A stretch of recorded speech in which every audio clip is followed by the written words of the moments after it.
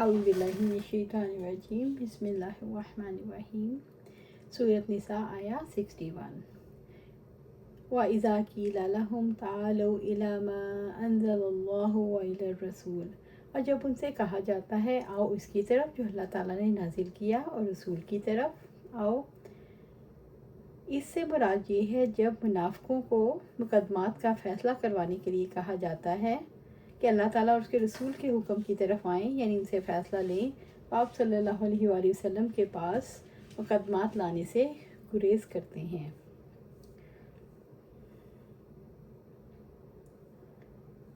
منافق اللہ تعالیٰ کی کتاب اور رسول اللہ صلی اللہ علیہ وسلم کو دل سے نہیں مانتے۔ منافق اپنے دل کی مرضی کے مطابق فیصلہ چاہتے ہیں۔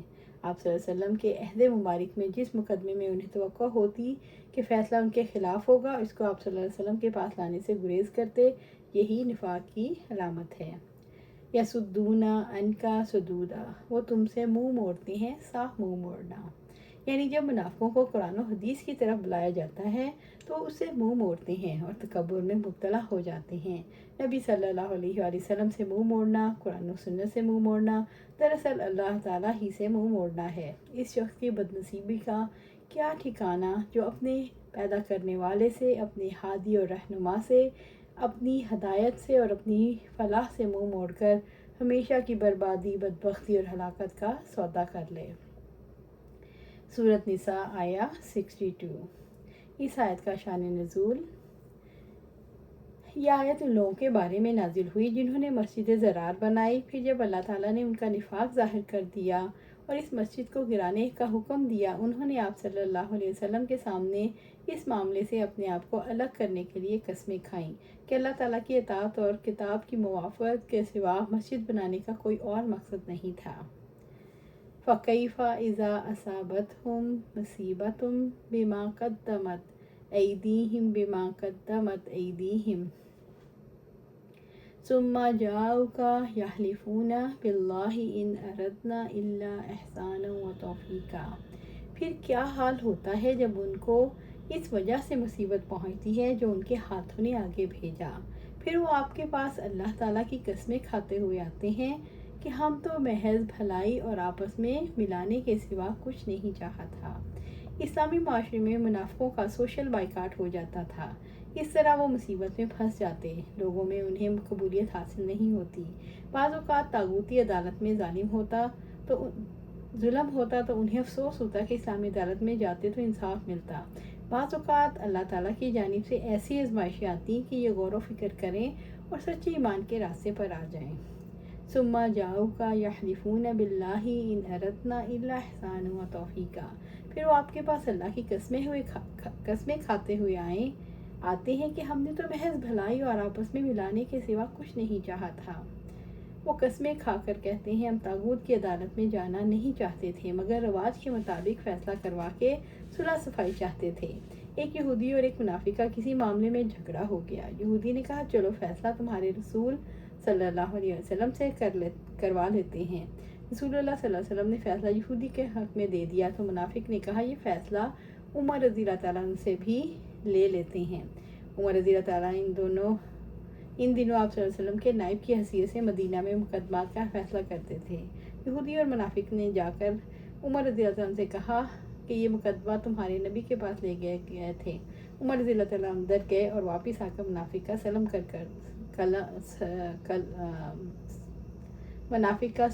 قلم کر دیا۔ اس کے بعد منافق کے وارث آپ صلی اللہ علیہ وسلم کے پاس آئے اور عمر رضی اللہ عنہ سے قصاص لینے کا مقدمہ کر دیا اور بنیاد یہ بنائی کہ ہمارا ارادہ آپ صلی اللہ علیہ وسلم کے فیصلے کے خلاف فیصلہ لینا نہ تھا، بلکہ یہ ارادہ تھا کہ عمر رضی اللہ عنہ دونوں فریقوں میں صلح کروا دیں۔ اپنے اس بیان پر وہ قسمیں کھانے لگے۔ اس قسم سے وہ یہ ثابت کرنا چاہتے تھے ہم تو باہمی موافقت چاہتے ہیں، وہ اپنے اندرونی ارادوں کو چھپانا چاہتے تھے۔ شاید اسی کشمکش کا نتیجہ کفار کی فتح کی شکل میں نکلے اور ان کی منافقت کی پالیسی کامیاب ہو جائے۔ سورۃ نساء آیا 63۔ اولئک الذین یعلم اللہ ما فی قلوبہم، یہی لوگ ہیں جن کو اللہ تعالیٰ جانتا ہے جو کچھ ان کے دلوں میں ہے۔ اولئک میں منافقین کی طرف اشارہ ہے۔ معافی قلوبہم، جو کچھ ان کے دلوں میں ہے، باطل کی طرف جھکاؤ اور اپنے اسلام کا اظہار کرنا اور اپنے عذر پر قسمیں کھانا، یہ سب ان کے دلوں کا نفاق میں سے ہے۔ اللہ تعالیٰ نفاق اور حق دشمنی کو جانتا ہے۔ فَأَعْرِضْ عَنْهُمْ وَعِظْهُمْ، چنانچہ آپ ان سے منہ موڑ لیں اور انہیں واضح و نصیحت کریں۔ اللہ تعالیٰ ان کے دلوں کے حال کو جانتا ہے، اگرچہ وہ اپنی نیتوں اور ارادوں کو چھپانا چاہتے ہیں۔ پہلے سٹیج پہ ان منافقین سے چشم پوشی کرو، ان کے ساتھ نرمی برتو، ان کو نصیحت کرو، اللہ کے عذاب سے ڈراؤ، ان کی تعلیم و تربیت کرو، ان کو ایسے انداز میں سمجھاؤ کہ بات ان کے دل میں اتر جائے۔ وَقُلْ لَهُمْ فِي أَنفُسِهِمْ قَوْلًا بَلِيغًا، اور ان کے لیے ان کے دلوں میں بہت اثر کرنے والی بات کریں۔ اللہ تعالیٰ فرماتے ہیں کہ انہیں ایسی نصیحت کیجیے کہ بات ان کے دل کے اندر اتر جائے۔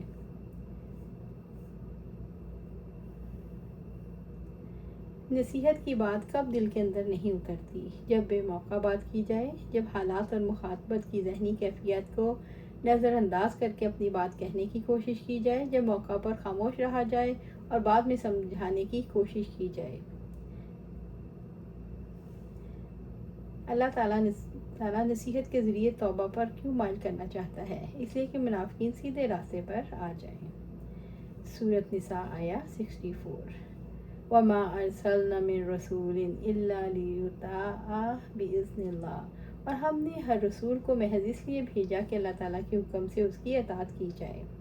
رسول اس لیے بھیجے جاتے ہیں تاکہ تمام انسان ان سے اللہ تعالیٰ کا پسندیدہ طریقہ زندگی سیکھیں اور اس پر عمل کریں۔ وَأَطِیعُوا اللَّهَ وَأَطِیعُوا الرَّسُولَ فَإِن تَوَلَّیْتُمْ فَإِنَّمَا عَلَىٰ رَسُولِنَا الْبَلَاغُ الْمُبِینُ، اور اللہ تعالیٰ کی اطاعت کرو اور رسول کی اطاعت کرو، اگر تم پھر جاؤ تو ہمارے رسول پر محض صاف صاف پہنچا دینا ہے۔ سورۃ تغابن آیا 12۔ وَلَوْ أَنَّهُمْ إِذ ظَّلَمُوا أَنفُسَهُمْ جَاءُوكَ، اور بلا شبہ اگر وہ آپ کے پاس آ جاتے جنہوں نے خود پر ظلم کیا تھا۔ ان منافقین نے رسول اللہ صلی اللہ علیہ وسلم کی بجائے کاہنوں اور طاغوتوں کو اپنا فیصلہ کرنے والا مان کر اپنے آپ پر بڑا ظلم کیا، نفاق کے عذاب کے ساتھ ایک اور عذاب الہی کے مستحق بنے۔ نفس پر ظلم کرنے سے مراد رسول اللہ صلی اللہ علیہ وسلم کا طریقہ چھوڑ دینا، مصلحت پر چلنا، خواہشات پر چلنا، شیطان کے پیچھے چلنا۔ فَاسْتَغْفِرُوا اللَّهَ وَاسْتَغْفَرَ لَهُمُ الرَّسُولُ، پھر وہ اللہ تعالیٰ سے بخشش مانگتے اور رسول ان کے لیے بخشش مانگتا۔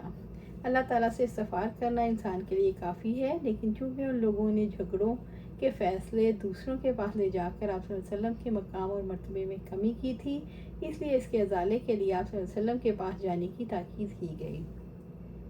آپ صلی اللہ علیہ وسلم کی زندگی میں حاضری کا مقصد یہ تھا کہ آپ صلی اللہ علیہ وسلم کے حق میں کمی کی گئی اور آپ صلی اللہ علیہ وسلم حیات تھے۔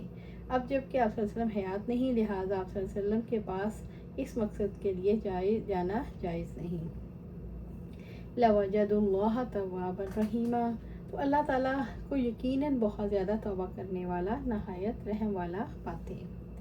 کوئی کسی وقت بھی توبہ کرے اللہ بخشنے والا ہے، کوئی کسی وقت بھی لوٹے اللہ رحم کرنے والا ہے۔ اللہ تعالیٰ نے ان صفات کا شعور اس لیے دلایا کیونکہ لوگوں نے اپنے فیصلے طاغوت سے کروا کر اپنی جانوں پر ظلم کیا۔ سورۃ نساء آیا 65۔ اس آیت کا شان نزول، ایک انصاری ثابت بن قیس سے مقام ہیرا کی ایک نالی کے بارے میں جھگڑا ہو گیا۔ حضرت زبیر کا ایک انصاری سے جھگڑا ہو گیا کہ ان سے کون اپنے باغ کو پہلے سینچے گا، یعنی پانی دے گا۔ آپ صلی اللہ علیہ وسلم نے فرمایا، زبیر پہلے تم اپنا باغ سینچ لو، پھر اپنے پڑوسی کو جلدی پانی دے دینا۔ ان پر انصاری صحابی نے کہا، یا رسول اللہ صلی اللہ علیہ وسلم، اس لیے کہ آپ صلی اللہ علیہ وسلم کے پھوپھی ذات ہیں۔ یہ سن کے آپ صلی اللہ علیہ وسلم کا چہرہ مبارک کا رنگ بدل گیا۔ آپ صلی اللہ علیہ وسلم نے فرمایا، زبیر اپنے پانی کو سینچو اور اپنے پانی اس وقت تک روکے رکھو کہ منڈیر تک بھر جائے، پھر اپنے پڑوس کے لیے چھوڑو۔ پہلے آپ صلی اللہ علیہ وسلم نے انصاری کے ساتھ اپنے فیصلے میں رعایت رکھی تھی، لیکن اس مرتبہ آپ صلی اللہ علیہ وسلم نے زبیر رضی اللہ عنہ کو صاف طور پر ان کا پورا حق دلوا دیا، کیونکہ انصاری نے ایک ایسی بات کہی جس سے آپ صلی اللہ علیہ وسلم کا غصے میں آنا قدرتی تھا۔ زبیر رضی اللہ عنہ نے بیان کیا کہ میرا خیال تھا کہ یہ آیات اسی سلسلے میں نازل ہوئی۔ تیرے رب کی قسم وہ مومن نہیں ہو سکتے جب تک وہ اپنے باہمی جھگڑوں میں آپ سے فیصلہ نہ کروائیں، پھر آپ جو فیصلہ کر دیں اس پر اپنے دلوں میں کوئی تنگی نہ پائیں اور اسے دل و جان سے تسلیم کریں۔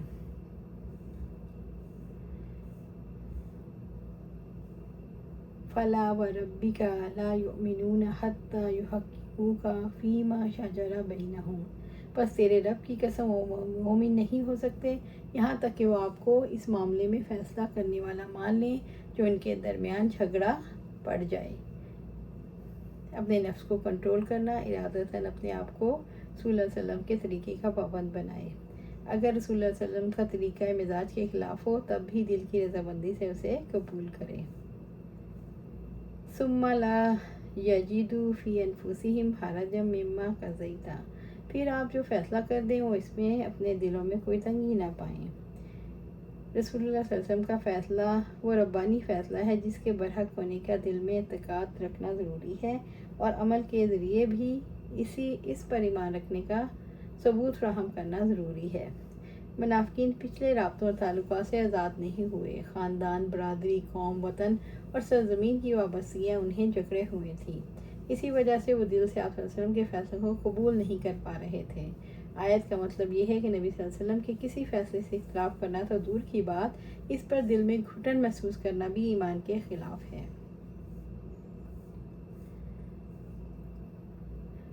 وَيَسْلِمُوا تَسْلِيمًا، اور اسے تسلیم کر لیں، پوری طرح تسلیم کرنا، رسول اللہ صلی اللہ علیہ وسلم کے فیصلے پر سر تسلیم خم کر دیں۔